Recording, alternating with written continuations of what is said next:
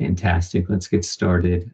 Good evening and afternoon and morning to everyone that's able to join us for today's webinar on Unearthing Equality, Advancing Social Protections for a Gender-Inclusive Artisanal and Small-Scale Mining Sector. My name is Nathan Schneck, and I have the pleasure of moderating today's discussion. I work as a consultant for the World Bank, where I primarily support the management of the Delve platform, which is a global data and knowledge sharing initiative focusing on recognizing the significant contributions to global development made by the artisanal and small-scale mining sector.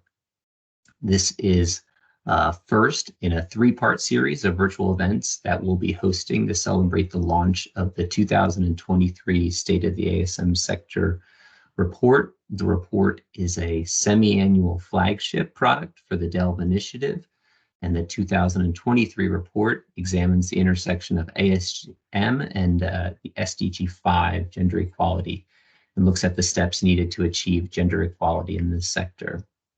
For today's discussion, we're going to hear from a variety of contributors and authors to the report, and really focus our discussion on the report's second key recommendation, which is regarding the advancement of women's social protections at the mine and home. We're doing this on the sideline of the UN 65th session on the Commission on the Status of Women. The session's review theme of social protection systems, access to public services, and sustainable infrastructure for gender equality and the empowerment of women and girls provides an appropriate space for us to align the 2023 report's reflections on the experience of women in ASM, as well as the way that the sector is advancing or can be further advanced to support social protections. Just a few housekeeping items for today's call. Feel free to share in the chat any questions you have as we go through the discussion. We'll be showing a video from a number of contributors to start, and then having a number of discussions to hear about the report from colleagues that contributed and were authors to the report.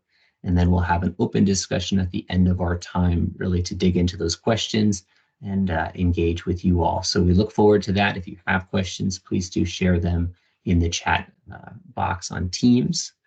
Additionally, we're speaking about this 2023 State of the ASM Sector report. If you're looking to find it, it's available online at the delvedatabase.org website, as well as we have a microsite produced for the report where you can see some of the key recommendations and other graphics around contributors and statistics there as well. We're also recording today's webinar, so we'll be posting this to YouTube on the Delve platform's YouTube page, so you can watch this afterwards. And if you are watching afterwards, thank you, and we look forward to continuing the conversation around the report.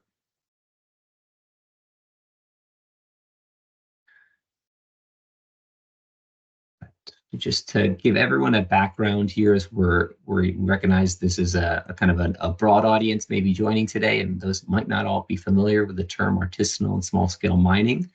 We're talking about, say, artisanal small-scale mining, or ASM, which is really a range of mining activities that ranges from individuals operating to all the way to groups, and it's really characterizing mining activity that employs basic tools for mining extraction and processing, includes men and women working on an individual basis, as well as those working in family groups, in partnerships, or also as members of cooperatives.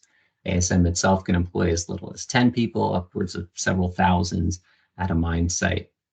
The sector itself is really a vital contributor to our global economy, as it supports a number of notable volumes of minerals to industries like the jewelry sector, construction, agriculture, information technology, manufacturing, and a number of others. Itself, the ASM is a primary source of employment for 44 million people across the developing world, and many, over 80 countries. Women themselves make up a real critical role in the sector. We estimate in the 2023 report that there's about 30% of the global employment is women in the sector. However, really, there's a lack of sex disaggregated data on women and their participation in the sector. So this number certainly can be improved, and it's something that we advocate for in the report's recommendations and through DELVE as an initiative. Women, in terms of their contribution to the sector, is often overshadowed because of their roles in the space. There's a lot of focus on the activity of extracting and digging within the sector, which is primarily undertaken by men. But women occupy a number of critical roles, whether it be processing, cleaning minerals, or also providing services at mine sites. And so through the 2023 report, we really try to recognize that contribution and improve that through our discussion and making data available on the sector. We're going to switch now to share a brief video that shares the report contributors answering an important question about gender equality in the ASM sector. So I'm going to kick us off with that video now.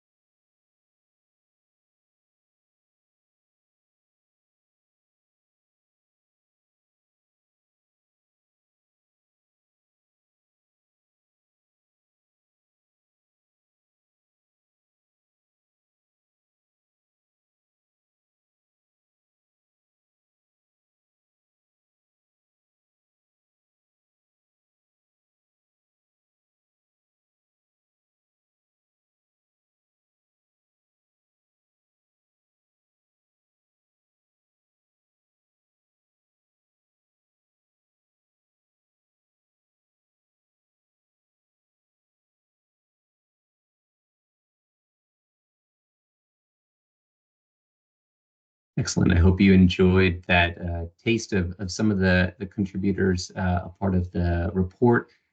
It's really a wonderful collection of diverse perspectives and experiences on the sector. It's some really practical case studies that we really appreciate and hope you can take the time to dig into following this event. I'm going to transition now to introduce my colleague, Dr. James McQuilkin. He's going to give us a broader sense of the context and scope of the 2023 report. Dr. McQuilkin is the Director of Responsible Mining at Pact, a Washington, D.C.-based international NGO. There he leads the responsible mining practice and is a social scientist specializing in sustainable development in ASM with over 10 years of experience in the sector, and has been the author and editor of the report this year as well as in the past. And so we're grateful to have him come. James, I'm going to hand it over to you and let you provide us a little bit of the broader context of the report. Thank you, Nathan, and hello everyone, and thanks for that warm introduction and this global community for being online. So to set the scene for the 2023 report and our discussion today, let's quickly look at the original Delve report, which really aimed to understand the state of the data that we have on the ASM sector. We found through our analysis that indeed there is a global ASM data gap, and that many estimates on the number of people working in ASM are outdated, with numbers recycled from the 1990s. The 2019 report therefore called for complete, accurate and reliable data to inform policymaking. Following that, the 2020 report built on this foundation, focusing instead on SDG 8, decent work and economic growth. And through our analysis, we found that investments in occupational health and safety are needed. Better economic and social data, especially on women's work, is needed. And we also found that we need disaggregated data as well about men and women. Next slide, please. So these findings, and especially the 2020 report, inspired the focus of the 2023 report on SDG 5 and gender equality. So let's look at some of the data points. So the 2023 report has 3 chapters, one of which we're discussing today. It has 14 case studies, and these case studies cover 12 countries across 3 regions, and they're contributed by 23 organizations. So thanks again to all our contributors. Let's jump to the next slide then, please. So how do we approach the 2023 report? Well, the report and actually our approach began with a literature review to really chart the role of women in ASM and what's been termed the invisibility crisis. Simply put, women in ASM are just not being counted. After this, we undertook a legal analysis. We reviewed the mining codes and property laws in 21 countries. And interestingly, or concerningly, we found that 67% of mining codes and 80% of property rights are either gender blind or gender neutral, meaning they either do not consider gender-related issues, so they are blind, or they do not distinguish based on gender, so they're neutral. We then explored some of these issues through 3 surveys, and this really was excitingly the first time we've been able to collect primary data for the State of the Sector report. We did a government survey, a survey with women in mining groups, and a survey at 5 mine sites in 5 countries. And we had over 1,900 respondents, and we're pleased to say that 67% of them were female.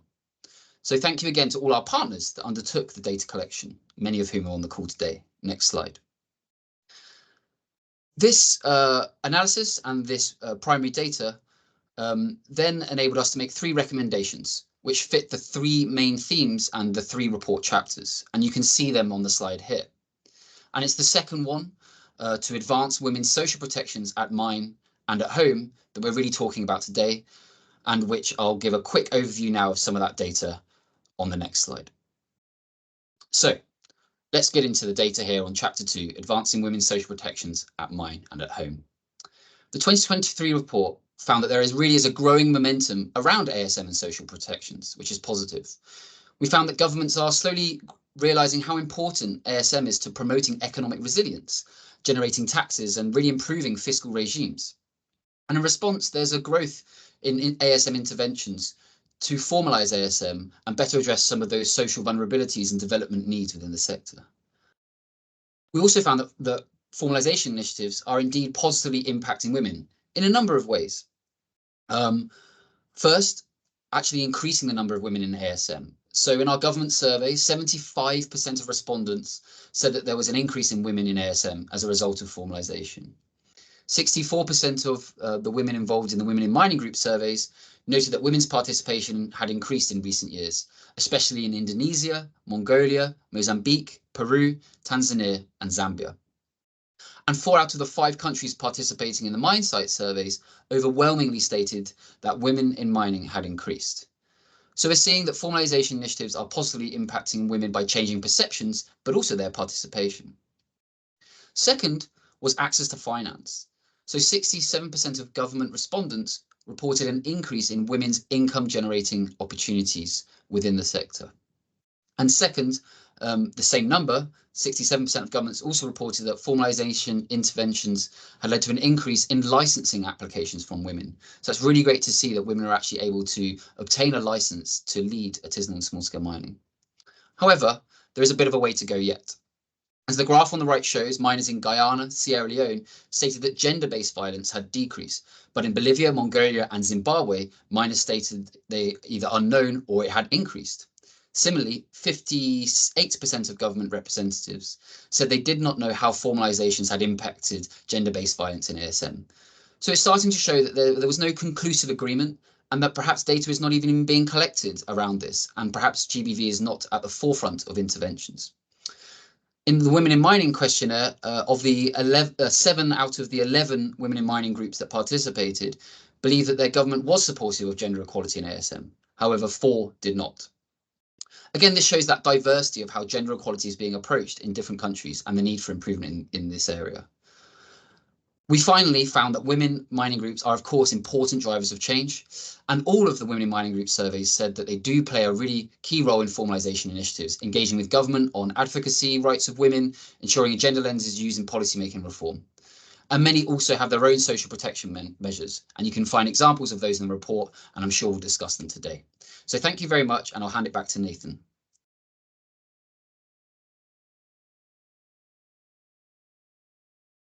Super, thanks, James, for giving us that practical kind of overview of the report, as well as even highlighting some of the data that we have generated through the surveys conducted by the report. I'm going to invite Dr. Stacey Hope to join me now.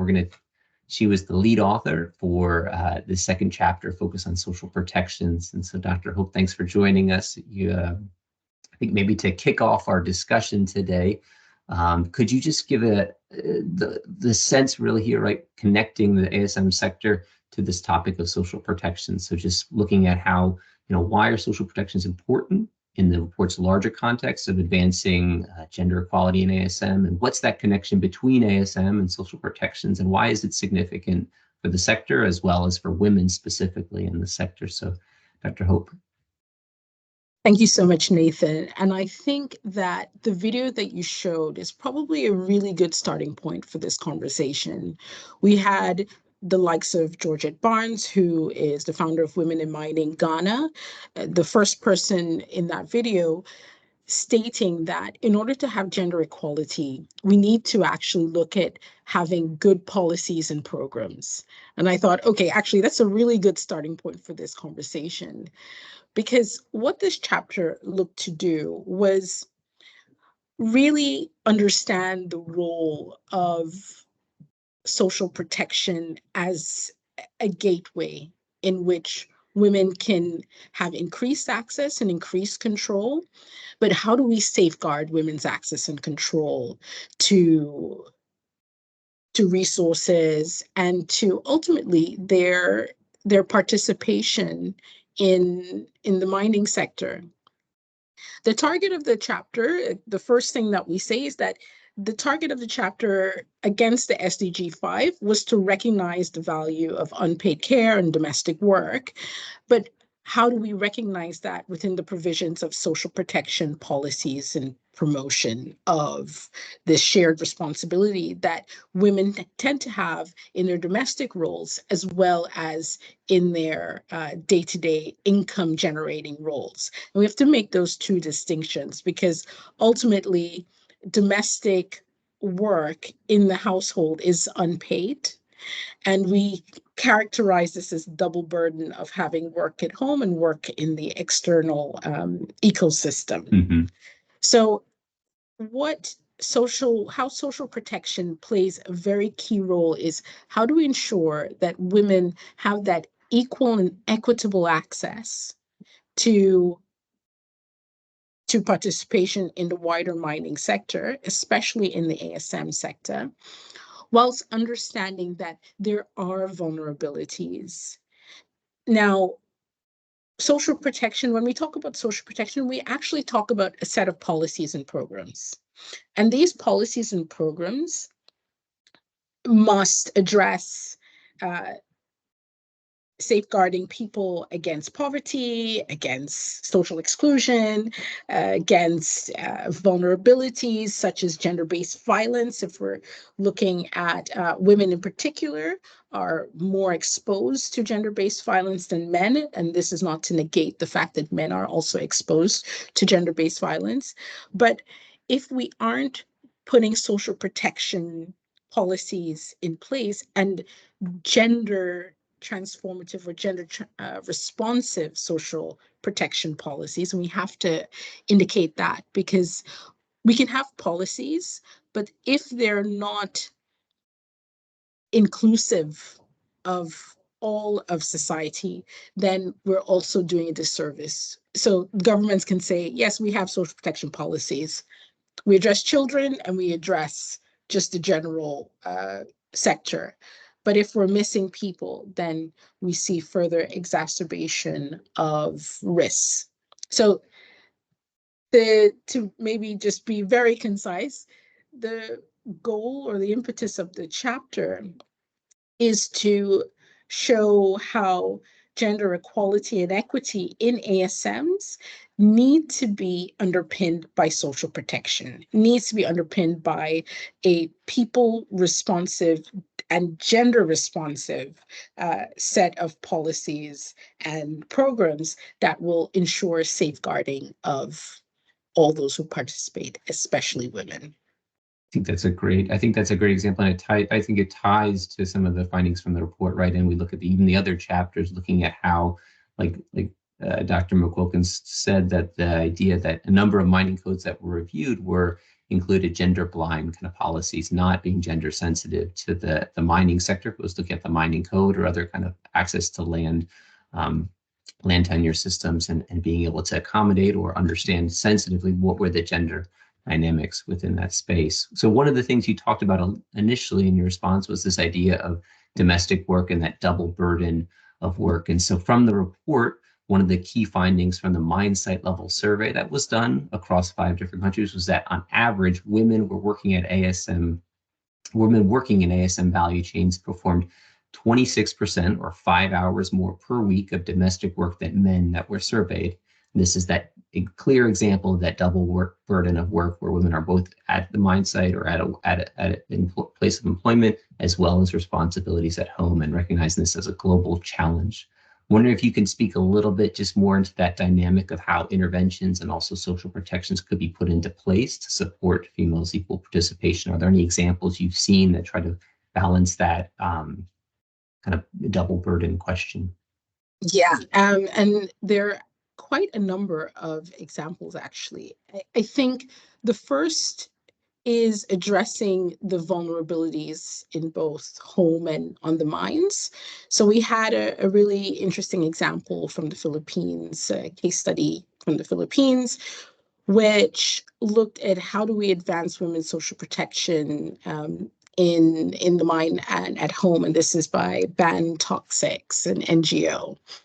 And what the program aimed to do was to engage the wider ASM communities, and it's a gold mining program called Compassionate Gold, and promote gender inclusion in the ASM sector, whilst at the same time lobbying with governments to ensure that what their findings or what the potential mitigation actions were to address the double burden at home and in the mine, what those mitigation actions were, that the governments were supporting this through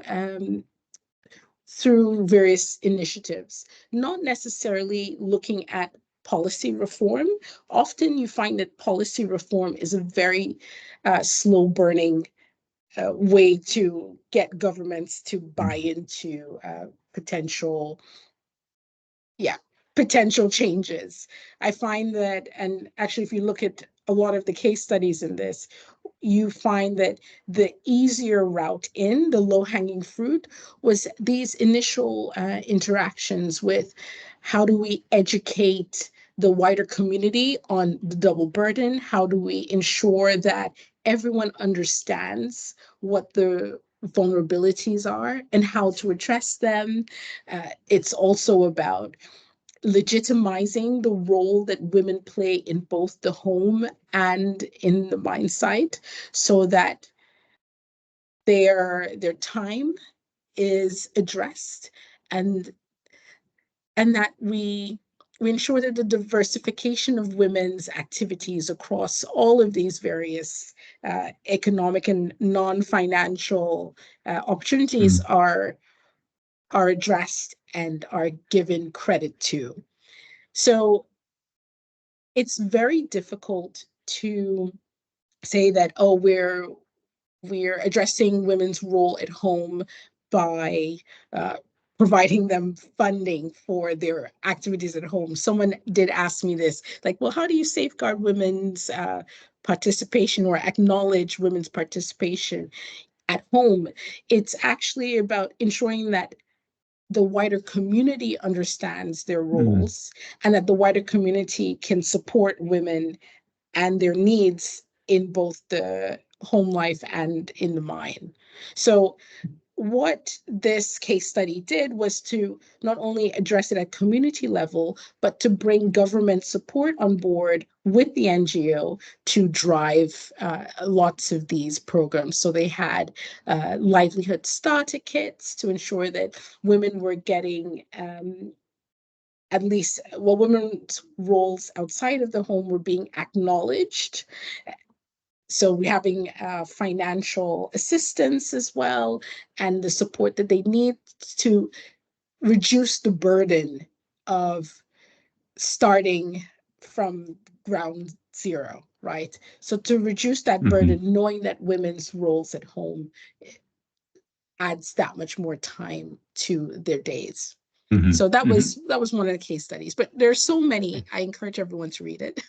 Yeah, and I think it'd be great we can maybe bring in one of our case study authors. We've got a few, I think, on the call here to really, what's beautiful about the report, and especially in the second chapter, we have 6 different case studies that really bring those kind of practical experience and intervention level discussions about, what does it mean to advance social protections in this case at that mine site and home. So I'm going to ask Maxi Mwanga to join us.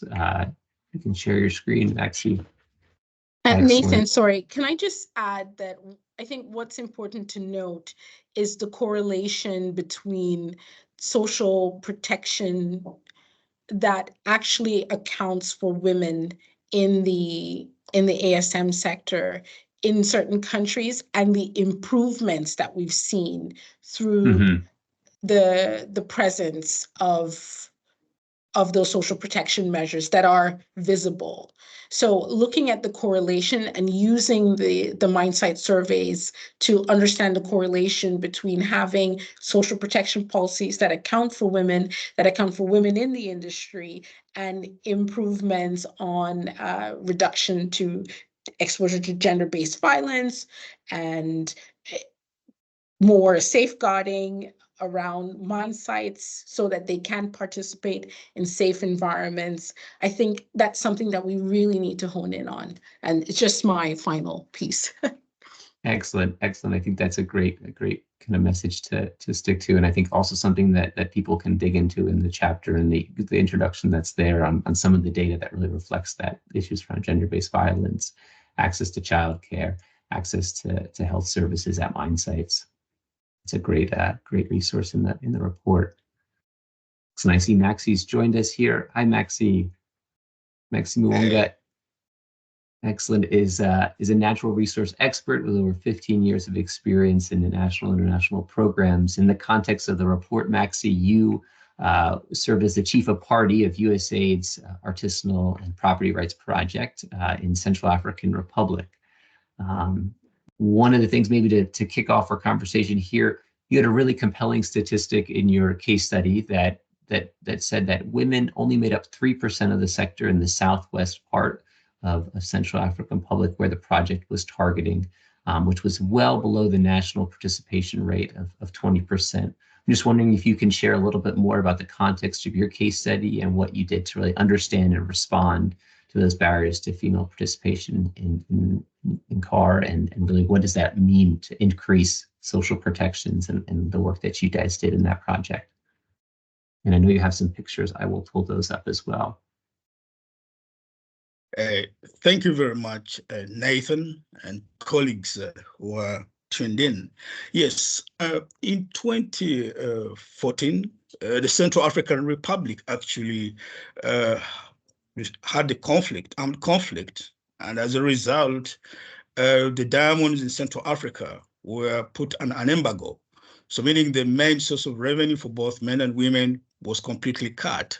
So in 2016, the Kimberley process accepted the Central African Republic to progressively start exporting.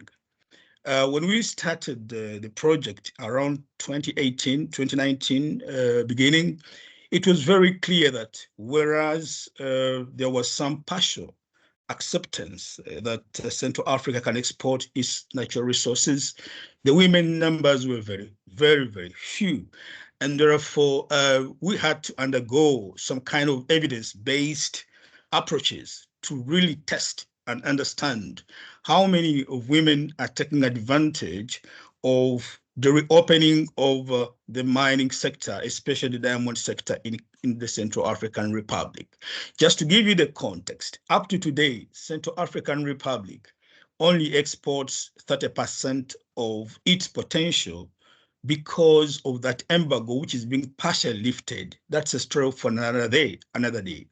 But for the purpose of this study, we kind of really said we need to take those kind of evidence-based approaches. We did a knowledge up attitude and practice, study, which we call the CAP study, but also did gender equality, studies, which informed us about the real data around women's participation and inclusion in the key main activity of the country, which is mining. We kind of came to be shocked that, as you said, the numbers, less than 3% of the women were active actually in the economy, with some of the biggest barriers being access to the land where the mining is, or access to the mining rights, if you want. The second was access to financing. Those women who had mining sites couldn't even have the access to get those mining sites opened up. And also realized that not so many women understood the value of the diamond they're selling and even how to mine it properly. And also we realized that by any means, there was really lack of that socioeconomic empowerment and livelihoods to strengthen the women's participation as mothers who take care of the families across the board in some of these communities. So we developed, as a solution, given the time limit, we developed what we call the gender-based action plan. This evidence-based approach enabled us to think through certain kind of measures that could help to reinforce that kind of gap and help the women get up into the economy of mining in Central Africa more strongly, to address the issues around women knowledge around the sector. We went to take women through what we call an empowerment of understanding the diamond. Thank you for showing the first photo. We took the women to understand the characteristics of the diamonds, the value. This is critical because when women go to sell the diamonds, very much hard gold obtained through hard labor, they didn't even know how much the value of the diamonds. So we realized that there was already a niche there. If the women know how to evaluate their diamonds, they have a better negotiation power. And when they go to the buyer, they definitely have a clear idea of how much their diamonds are going to enforce them. So we put women through very scientific but really simplified understanding of the diamonds in their position, so they can understand what they're selling and therefore recover part of that money which was just lost by lack of knowledge of what they're selling.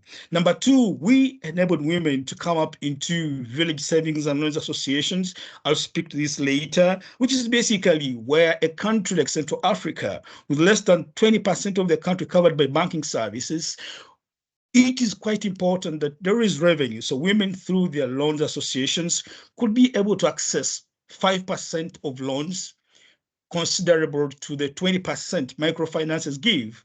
And as we all know, banks don't give loans to ASM activities. So we kind of managed to bring it down that women can have accessible loans. Of course, around the issue of livelihoods, we put women into those groups that they can start doing different activities, including soap making, agriculture, and other activities that help them to obtain, alternative activities as part of that economic empowerment. And finally, gender mainstreaming of activities.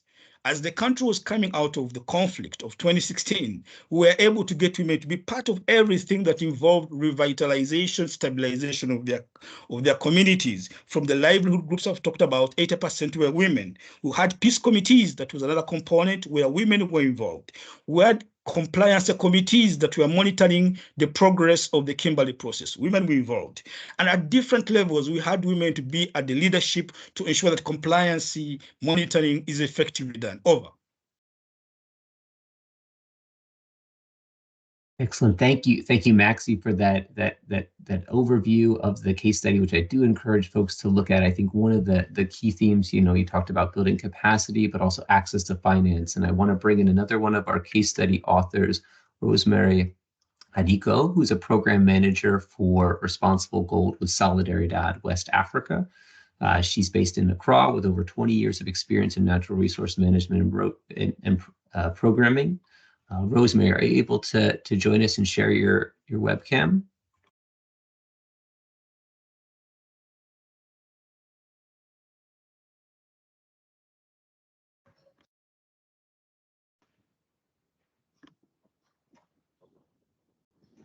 Hi, Rosemary. Hi, everyone. Yes.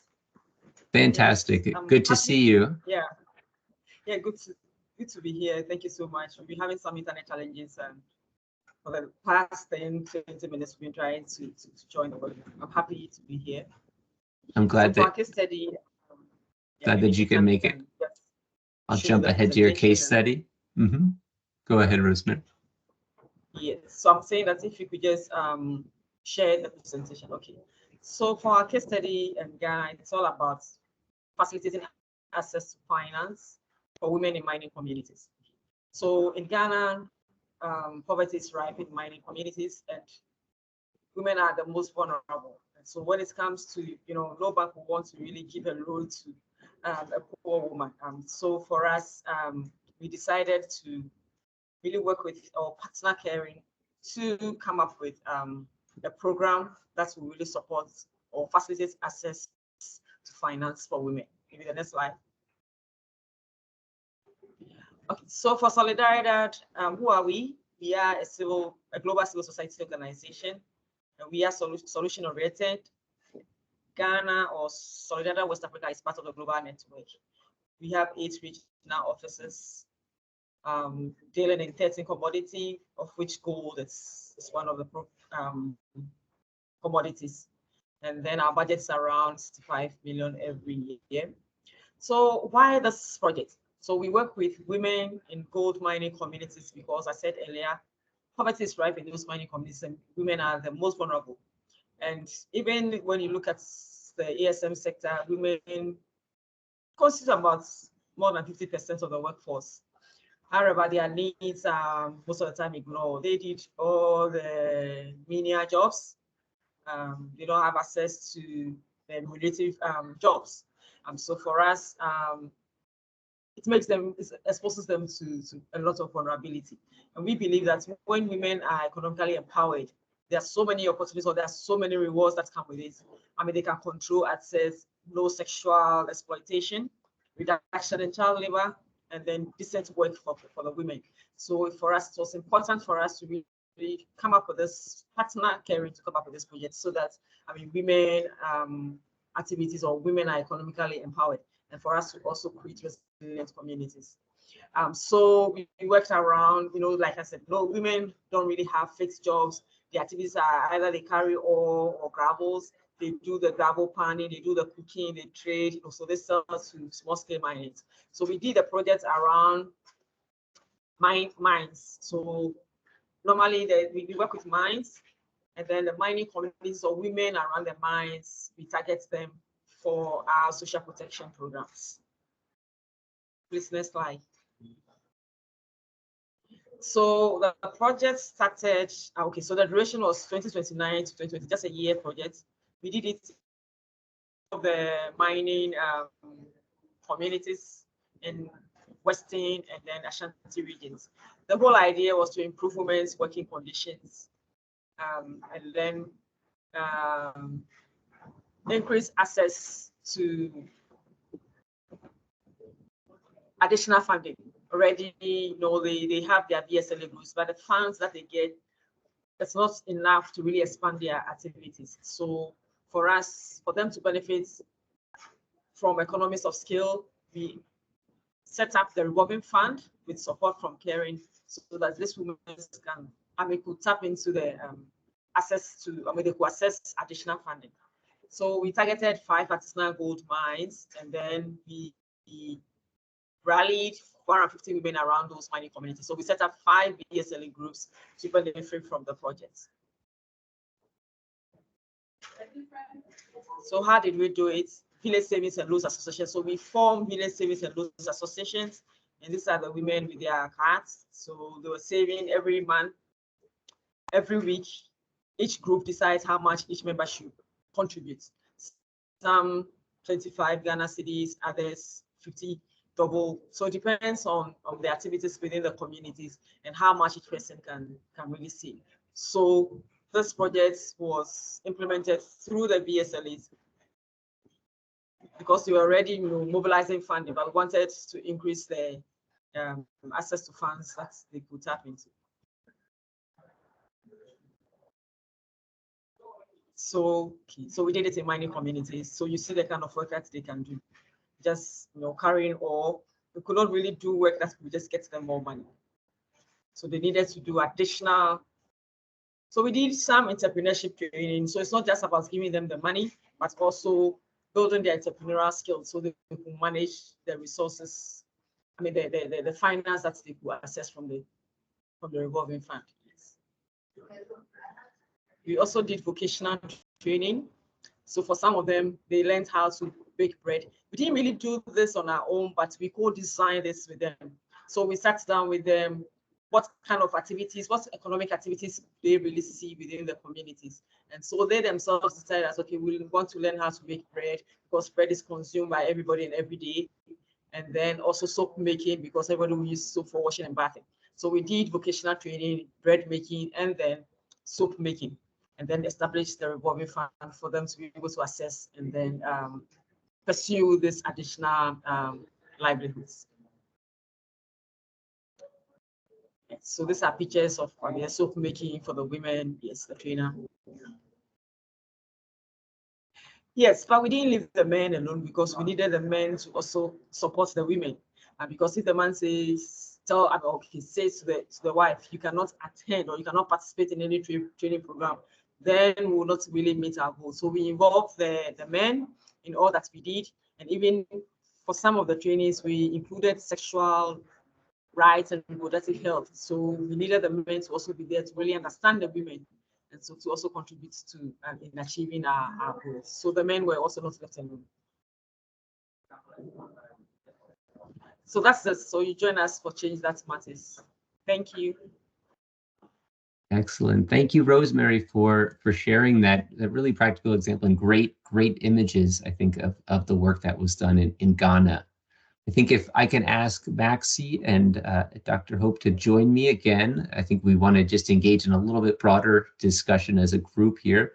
And for folks that are listening, if you do have questions, feel free to share those in the chat so we can have our panelists respond to those as well. But maybe to kick off one of the conversation pieces for the three of you, I think really one of the topics that even Dr. McQuilkin mentioned at the beginning was really this role of women mining groups and women associations. And we saw that reflected both in Rosemary's case study as well as the work in Central African Republic. And I think it's encouraging. One of the findings from the report really is the significance of these gender-specific ASM networks and their linkages to supporting social protections or advancing them, right? Whether it be creating access to finance, building economic resiliency for women, access to training for other alternative livelihoods or entrepreneurship activities. I'm just wondering, kind of from each of you, if you have any thoughts on this kind of role of women-led groups in this space, right? And not just where they are now, but where do they need to go to really advance social protections and women's equal participation in the sector. So thinking forward, what is the role of these groups and what could they be? How could they be supported further? Anyone want to jump in on that? I'm happy to start. As a leader of a women in mining organization myself, I think it's important for everyone to understand the role in which women in mining organizations globally are playing on influencing the mining sector and helping to define and reshape it. In the global South in particular, you're seeing more and more women in mining organizations having a much greater voice in defining the narrative of where the future of mining is going. So, for example, you have organizations like the Guyana Women Miners Organization. That's the Guyana Women in Mining led organization, focusing on issues that government once found very hard to implement. One of the areas in which they've been supporting the government and the regional institutions is on gender-based violence, as well as human trafficking. And because of the level of influence that the women miners have on the industry and in the country, you have other miners supporting their efforts in not only identifying women who have been trafficked into mines or into other industries in the regions in which they operate, but you have them actually acting as almost as part of the referral pathway in which women and young girls and children as well are then put in the care of the Guyana Women Miners Organization until the government can respond appropriately. I think that in itself shows the vital role in which women in mining organizations are playing in social protection, but also in helping the government define exactly where ASM operations need to go in order to address a more holistic safeguarding of the sector.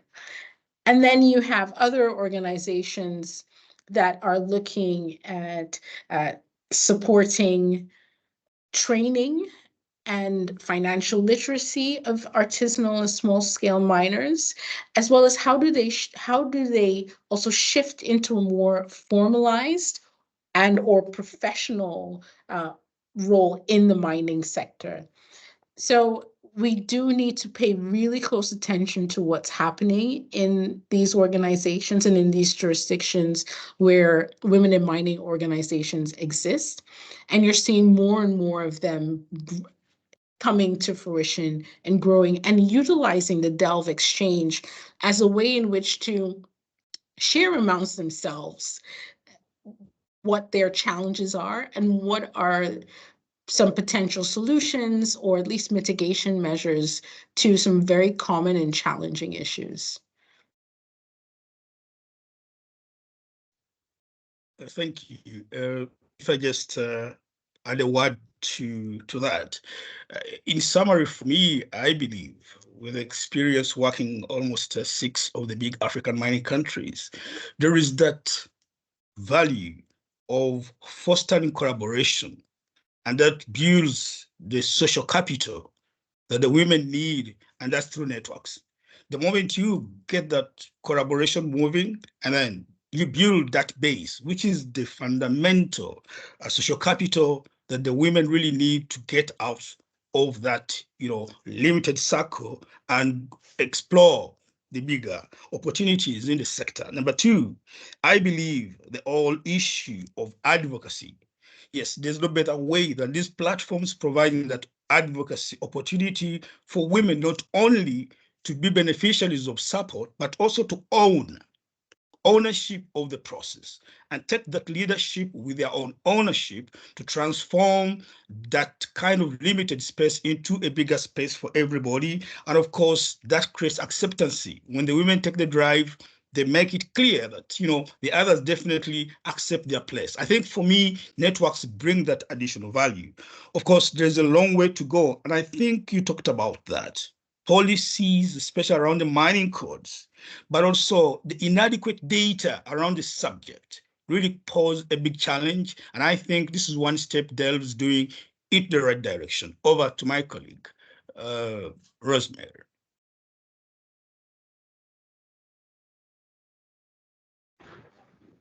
Okay, so for us in Ghana here, we've seen women in mining. So we have women in mining as an association advocating at the national level in terms of issues that really affect women, especially the use of mercury, responsible use of mercury.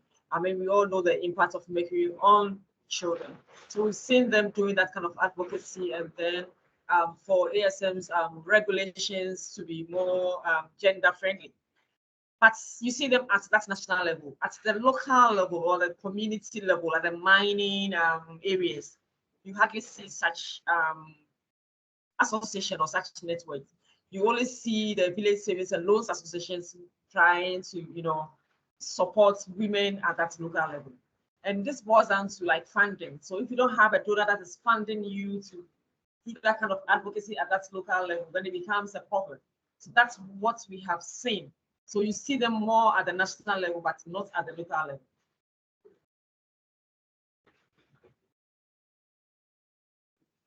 Thank you, Rosemary and Maxie and Stacy.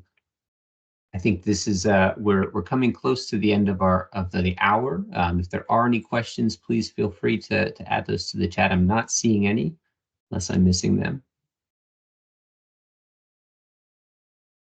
You can also raise your hand, and we can unmute you as well if you'd like to add a question or an intervention.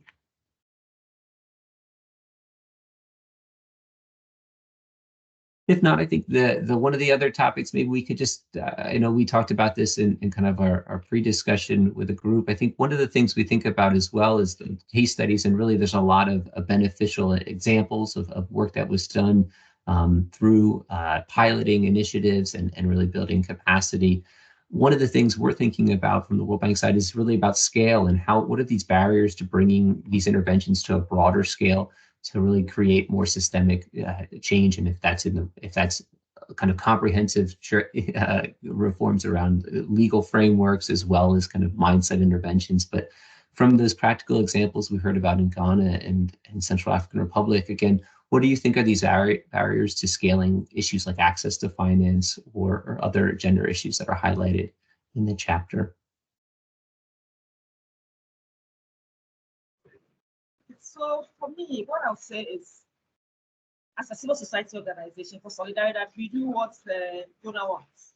So if the donor wants you to work with women, to facilitate access to finance, then it's easier for you to do that.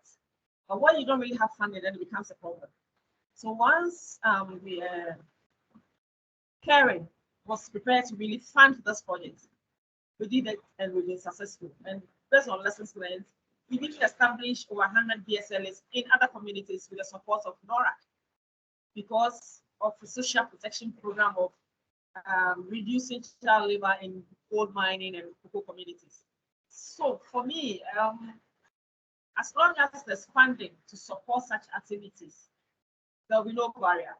It's only when there's no funding, then, how do I really facilitate access to finance for women if I don't really have funding to set up a revolving fund?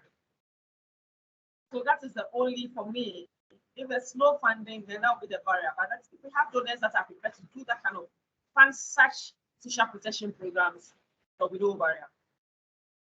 That's what I want. Great, bringing in funding and specific funding to target gender responsive programming. Great, Stacy. Yes, just quickly, I think one of the common threads in the case studies that really showed some positive impact was the need to have a very clear multidisciplinary approach, an interagency approach. So you saw the case studies that proved quite successful, having the NGOs participating, women in mining groups involved, as well as the government and in some cases financial institutions, or at least finance-focused organizations. And I think this collaborative approach, where you have all hands on deck, this all hands on deck mentality, really helping to drive some of the positive impacts. So that was just my very brief contribution. Maxie, go ahead.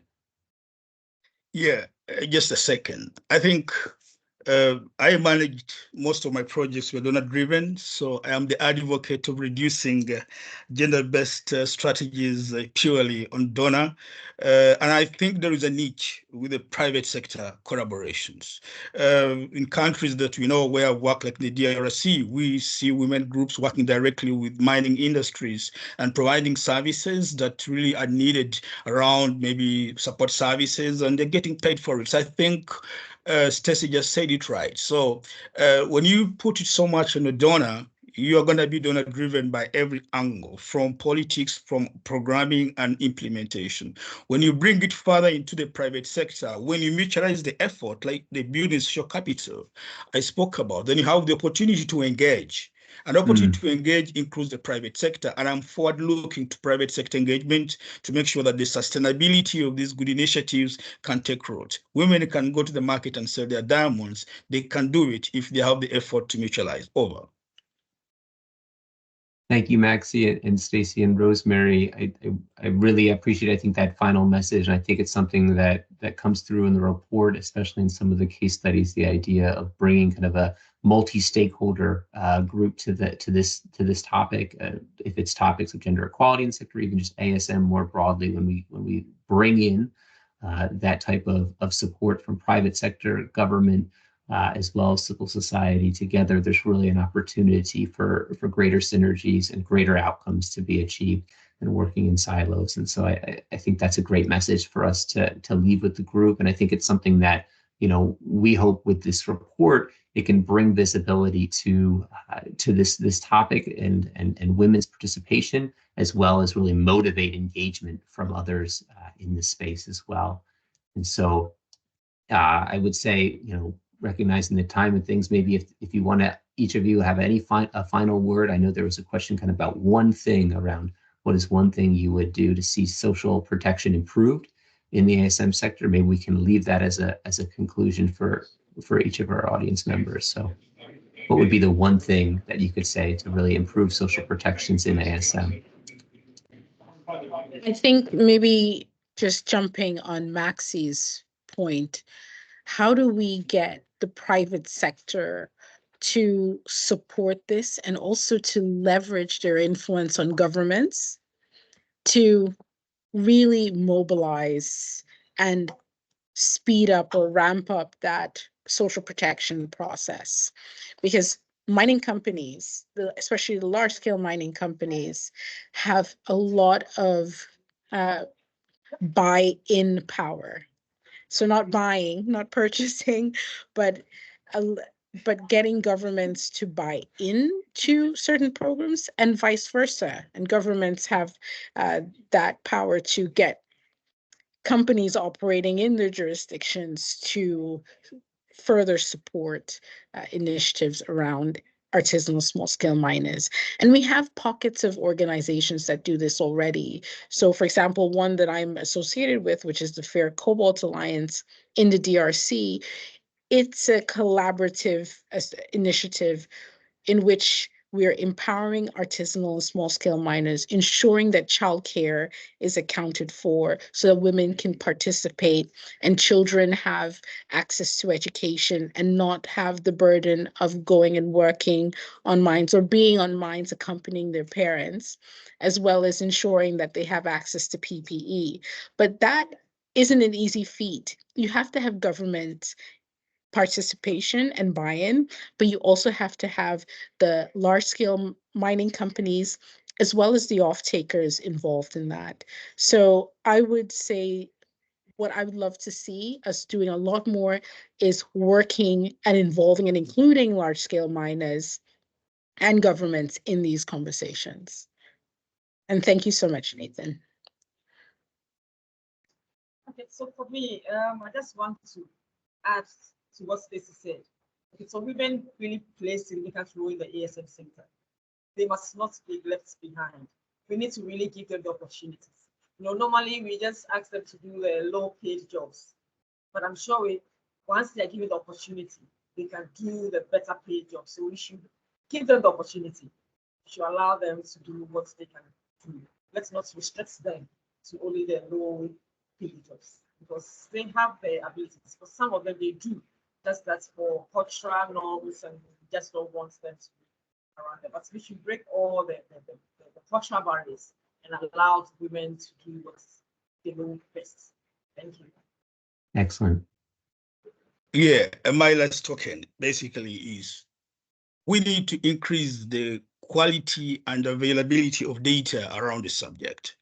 I'm the kind of person through experience of being chief of parties in different countries that has learned evidence-based approaches. As long as you can defend what you're talking about with facts, and you can be able to get tailored responses. The responses tailored to those needs, clearly articulated in data and findings that are evidence-based, can touch anybody from the private sector to government to donors. And this is where my background comes in, like Tetra Tech's approach and USAID, is that let's get these facts out. I'm sure every rational person who is interested to see the well-being of the sector will understand and articulate rightly the interventions that can be tailored to those needs. So let's get facts and let's get ourselves really the data we need to make the case we need. Over to you. Excellent. Thank you. Thank you, Maxie, Rosemary, and Stacy. I think that's a really great three kind of points there, really bringing in the private sector and how can we create a compelling case through the use of data and improving data on the sector, and then really that opening the door for opportunity for women to take on expanded roles or more greater participation in the sector. So thank you guys so much for your interventions and leadership and contributions to this report. Thank you to all the participants that joined the conversation today. Just will share here, we have upcoming 2 more virtual events at the end of March, as well as one in April, and we'll send this out in an email to everyone where we're going to be talking about the other 2 key recommendations from the report. So we look forward to having you join those sessions and downloading and engaging the report. You can find it at delvedatabase.org. So thank you everyone for your participation today. And we look forward to seeing you again at the end of March. Thank you all. Thank you, too. Thank you, everyone. And you.